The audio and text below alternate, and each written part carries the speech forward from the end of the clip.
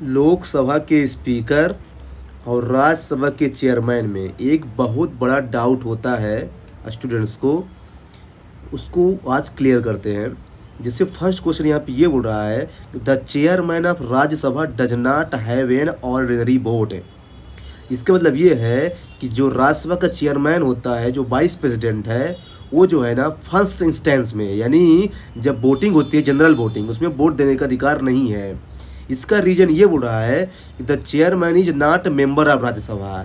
ये बात सही है, क्योंकि जो राज्यसभा का चेयरमैन होता है ना, वो दोनों हाउस से इलेक्टेड होता है, राज्यसभा और लोकसभा से भी। इसलिए किसी भी हाउस का मेंबर नहीं माना जाता है। और जो मेंबर ही नहीं है तो फर्स्ट इंस्टेंस में वोट देने का अधिकार उसे नहीं दिया गया है। इसीलिए ज्वाइंट सिटिंग जब होती है ना लोकसभा और राज्यसभा की, तो राज्यसभा का चेयरमैन किसी भी कंडीशन में प्रिजाइड नहीं करता है, इसलिए। लेकिन एक डाउट ये होता है कि जब कास्टिंग वोट होती है ना, यानी जब वोट टाई हो जाता है, तब उसमें राज्यसभा का चेयरमैन वोटिंग करता है। तो ऐसा इसलिए किया गया है ताकि डेडलॉक ना हो, क्योंकि अगर टाई हो गया तो फिर किसके पक्ष में जाएगा। इसलिए डेडलॉक को रिमूव करने के लिए जो है ना ऐसा प्रोविजन बनाया गया है।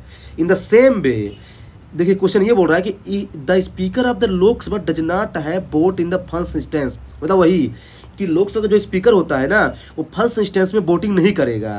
अब इसका रीजन ये बोल रहा है कि the speaker of is a member of the Lok Sabha.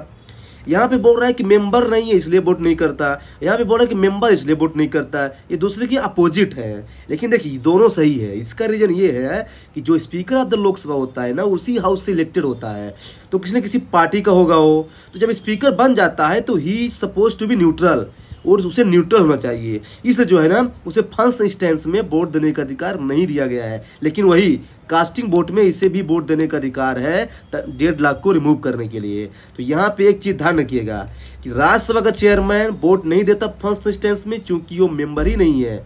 Speaker of the Lok Sabha vote नहीं देता फर्स्ट इंस्टेंस में, चूंकि मेंबर है लोकसभा का। ये थोड़ा ध्यान रखिएगा।